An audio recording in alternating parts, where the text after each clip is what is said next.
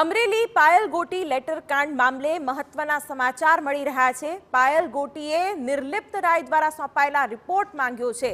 આ સાથે એસપી સંજય ખરાત અને પોલીસ કર્મીઓ સામે કાર્યવાહીની પણ માંગ કરી છે। રિપોર્ટ સોંપ્યા બાદ 1 મહિના પછી પણ કોઈ કાર્યવાહી નથી થઈ તેવો એડવોકેટ આનંદ યાજ્ઞિકે આક્ષેપ પણ કર્યો છે। ચૂંટણી બાદ પણ કાર્યવાહી નથી થઈ તે પોલીસની નિષ્ક્રિયતા હોવાનું પણ કહ્યું। ધારાસભ્ય કૌશિક વેકરિયાના ઇશારે સરઘસ કઢાયું હતું તેવો પણ દાવો।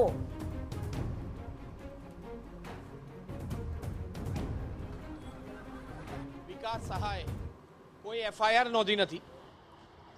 એસપી સંજય ખરાટ અને અન્ય પોલીસ કર્મચારીઓની સમક્ષ કોઈ પગલાં લીધા નથી।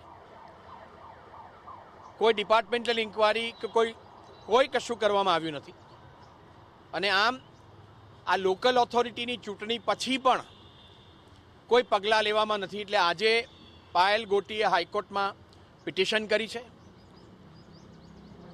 સ્ટેટ મોનિટરિંગ સેલનો રિપોર્ટ માંગ્યો છે। તપાસનો વિષય અલગ છે।